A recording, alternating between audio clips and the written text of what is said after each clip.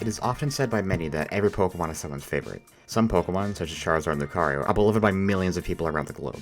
Some others, such as Sunflora and Throh, might be loved by a much smaller crowd, although they still have their fans nonetheless. Some people might just happen to love all of Game Freak's iconic Nepo babies. Some might prefer a Pokemon for how strong it is in battle, some might not have stopped laughing at that video of Furret walking since 2019, and many might just have a personal connection to one particular Pokemon for any old reason. My personal favorite Pokemon, at least for me, falls into the latter category. My love for Tapu Koko is a bit of a long story, but to just give you the broad strokes, I really love Electric-type Pokemon. I think Tapu Koko has a really cool role in Pokemon Sun and Moon's story, I love its design, and I've just grown really fond of all four Tapus over the years, helped out by the fact that I got to grow up with Gen 7, long before I even started competing in VGC. Coincidentally, this was also the same time that Tapu Koko was an enormous threat in VGC. The Tapus were all omnipresent throughout Generation 7, and Tapu Koko was seen by many as the strongest of the four, being on 2 whole World Championship winning teams in the Master Division. This thing was an absolute menace and competitive, but then going into Pokemon Sword and Shield, its usage just completely plummeted out of nowhere. What was once thought to be one of the strongest Pokemon in the game by far was now just a shell of its former self. No one brought it to tournaments, no one bothered preparing for it, it was as if it never even existed at all. Today, I wanted to tell you the sad tale of my favorite Pokemon's history in VGC, from all of its incredibly high highs to its absolute deepest of lows. This is the tragedy of my all-time favorite Pokemon, Tapu Koko. Before I start this, I should mention that I didn't actually play VGC in Generation 7. I only started in Generation 8, so there's a very real possibility that I get some facts wrong here. So if I end up getting something wrong or miss something important, feel free to correct me down in the comment section. Anyways, as I stated in the intro, all 4 of Alola's guardian deities had VGC under a stranglehold in the games that they were introduced in, Pokemon Sun and Moon. The 4 were all notable for their incredibly powerful abilities that I will collectively refer to as the Surge abilities for the sake of this video. All 4 of these abilities activated the ability's corresponding terrain whenever its user switched in. Tapu Koko's Electric Surge set up electric terrain when it entered the battlefield, Tapu Lele's Psychic Surge set up psychic terrain, Tapu Bulu's Grassy Surge set up grassy terrain, and Tapu Fini's Misty Surge set up misty terrain. The terrains were a mechanic introduced a generation prior in Pokemon X and Y, but nobody used them because they had to be set up manually, which would waste a precious turn that could be spent doing literally anything else. The main function of these terrains is that they gave a damage boost to all moves of the terrain's corresponding type by a whopping 50%. Electric terrain would give a 50% power boost to all electric type moves, psychic terrain boosted the damage of psychic moves, grassy terrain grass type moves, and then misty terrain was actually the one exception to this, because it instead halved the power of all dragon type moves. To be fair, I feel like this is probably for the better, because I would not like to live in a world where Xerneas gets a damage boost from misty terrain. Regardless, the introduction of the Tapus finally allowed the terrains to become more useful in battle thanks to their abilities, and they all instantly became staples of the metagame throughout the entire generation. Tapu Koko was debatably the most threatening of the bunch, although some might tell you that Tapu Fini was better, although either way, it was still a very close race. Tapu Koko was one of the fastest Pokemon in the game, with a whopping 130 base speed stat. Its speed is incredibly impressive, especially for its time, but looking at its other stats, they seem a bit lackluster, don't they? I mean, don't get me wrong, 115 base attack isn't bad by any means, but compared to Tapu Lele and Bulu's 130 base special attack and physical attack respectively, Koko feels like it's not really going to hit as hard. And you would be right, its offensive stats are far worse than Lele and Bulu. And yet it still hits like a truck with its 95 special attack. See, Tapu Koko was cursed with a terrifying plate of physical attacking electric type. Electric type Pokemon are infamous for not having many good physical electric moves at all. Really the only 2 that are completely useless and that aren't also signature moves of other Pokemon are Thunder Punch, which is only a measly 75 base power, and Wild Charge, which while it is a 90 base power, it does recoil damage to the user. But you see, I just lied to you because Tapu Koko is secretly a special attacker despite what it may seem like. Remember how I mentioned the damage buff that the terrains give? What was the exact multiplier again? Oh right, it was 50%. It's like having a built-in choice item into your ability that lets you still hit like a truck even with your mediocre offenses. Yes, Galarian Darmanitan, I see you, but your offenses are anything but mediocre. Koko's Thunderbolts were still able to do massive damage, so it didn't care about a special attack just being okay. It's still good enough that with a strong multiplier, it can become an insane threat. Not only that, but Gen 7 was also the same game to introduce Z moves as well. So Tapu Koko could hold a Z crystal of either of its 2 stab types and just click the big yellow button to just eviscerate whatever poor soul it wants to. And it also has that massive speed stat going for it, so it can outspeed and one-shot a lot of other Pokemon, something that the other Tapus couldn't replicate without a Choice Scarf. But Jacob, I hear you say, what if another Tapu comes in and resets Koko's terrain? Well, I'm glad you asked, because Tapu Koko was blessed with not 1, but 2 whole pivoting moves to choose from, U-Turn and Volt Switch, although it mainly just uses Volt Switch. All I had to do was just click one of these 2 moves to switch back out, allowing it to switch back in later to reset its terrain. If it really wanted to, Koko could also run another item like Choice Specs or Life Orb to boost its damage even further, Assault Vest to eat hits easier, or Choice Scarf at base 130 speed isn't fast enough for you, just to name a few. Tapu Koko won Worlds in both 2017 and 2018, and then in 2019 it was still on half the teams in top 8. There was no getting away from this thing or any of the other Tapus. And so one would think that this level of dominance would remain going into Pokemon Sword and Shield, right? God, I wish. When Pokemon Sword and Shield released, the Tapus were not yet added to the game just yet. They'd have to wait until the following October when the game's second wave of DLC released with the Crown Tundra. But even when they returned, Tapu Koko saw almost no usage at all. There are a few reasons for this, one of the big ones being that Z moves were axed from the game entirely. Tapu Koko, being a Pokemon that mostly ran Z crystals back in Gen 7, did not appreciate this change at all.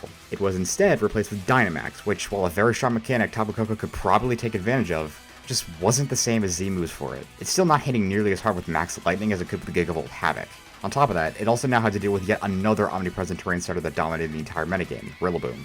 This guy was already enough to force Tapu Bulu to start flipping burgers at McDonald's, and Tapu Koko certainly didn't appreciate it either. Tapu Koko also lost access to Hidden Power, a move that it would often run to help beat its worst matchups. Hidden Power was a move that could be any type of the game except for Fairy, depending on what the user's individual values or IVs were. Tapu Koko would often run Hidden Power Ice to hit the ground types that would otherwise wall it out. But in Sword and Shield, Hidden Power was removed from all Pokemon's learn sets. This was a massive blow to a ton of Pokemon, and it hurt Tapu Koko since it now has even fewer tools to help with its worst matchups now. All of these are important factors as to why Tapu Koko fell so hard, but there's one more thing that I personally believe was the nail in the coffin for my beloved Tapu. In the exact same DLC expansion that brought back the Tapus, there was yet another brand new legendary Pokemon added to the game with its DLC. And this thing was arguably even more monstrous than Koko was in its prime.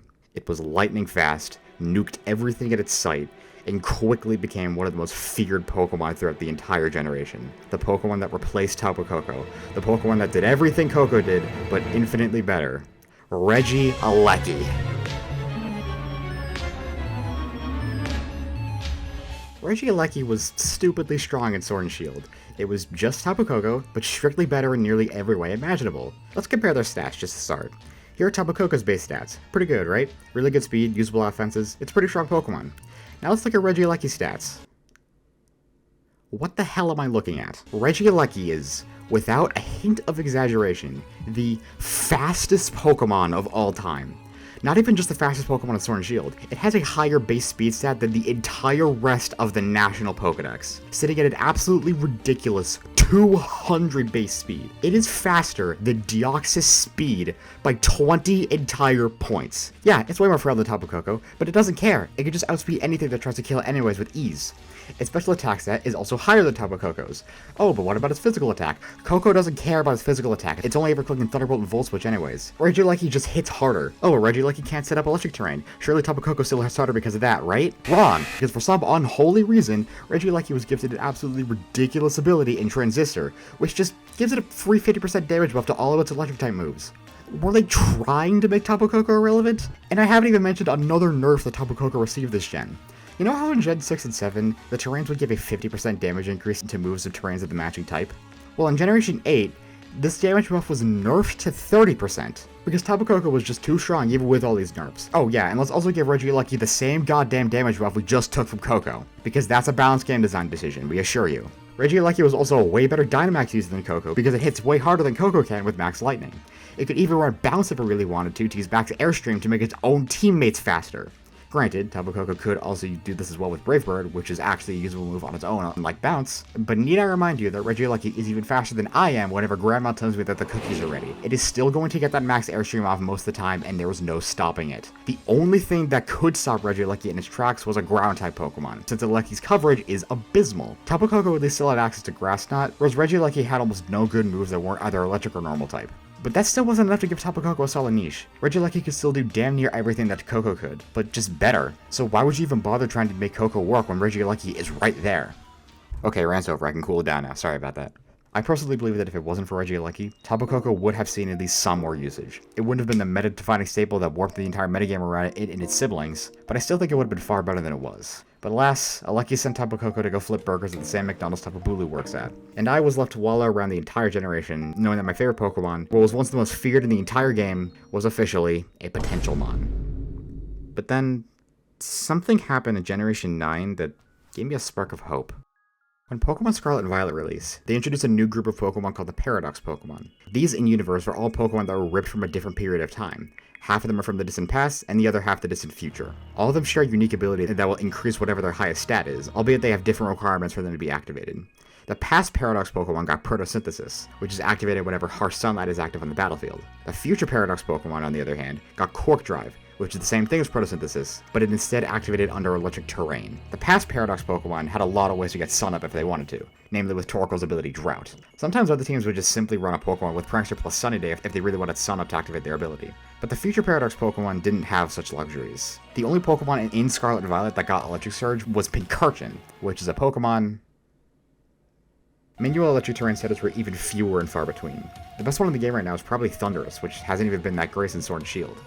And even then, Thundurus wasn't legal in Gen 9 VGC until June of 2023, so the future Paradox Mons, especially Iron Bundle, were forced to give up their item slot for the Booster Energy item to activate their abilities. Imagine a world where these Pokemon had a strong Electric Surge user to help them out, so that Iron Bundle can use its ability and another item like Focus Sash.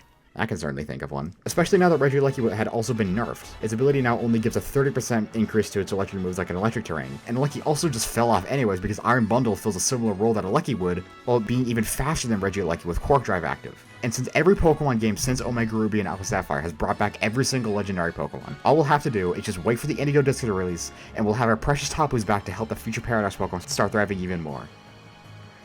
God, I wish.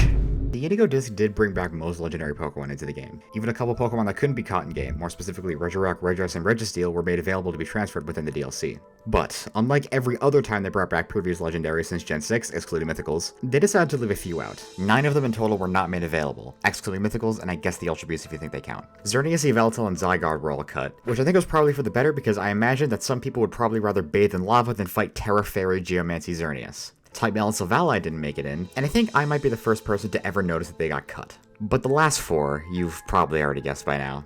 Much to my dismay, all 4 Tapus were not brought back in Pokemon Scarlet and Violet.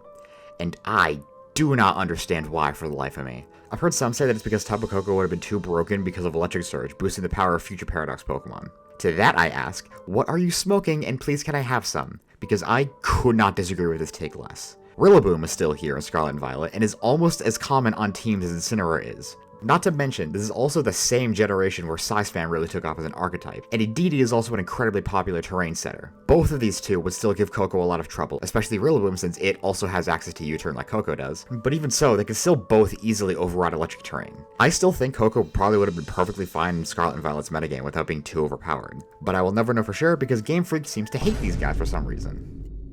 And yet despite everything, I still think there's hope for Tapu Koko. I still think there's room for it to flourish in VGC if and when it eventually returns.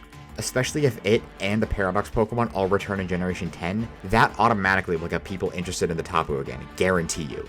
It could give Tapu Koko a niche that Regieleki can't replicate. Sure, Miraidon exists and is a blatantly stronger terrain setter than Tapu Koko is, but Miraidon's also a restricted legendary. It's not legal in most competitive formats. In a format where restricted legendaries are all banned, Koko still has a lot of room to thrive. There's also a chance that Koko gets some brand new moves for it to use. If it's ever given Rising Voltage, okay, well that might be broken, but it would at least still give people a reason to run this thing. It could also really use something like Zing Zap or Play Rough or even Spirit Break so it can actually be used as a physical attacker. Hell, maybe even give it Tailwind if you want it to lean more into a supportive role. It's not priority Tailwind, but Koko's already really fast anyway, so not having Prankster probably wouldn't be that big of a deal for it. You should all be thankful that I'm not the one balancing this game. Even if it doesn't get any of these buffs, I still think Tapu Koko has the potential to become at least usable again, especially next to a future Paradox Pokemon. I suppose all I can do for now though is just pray that one day my beloved Tapu Koko will find success once again. Here's to hoping that it returns with a vengeance in Generation 10.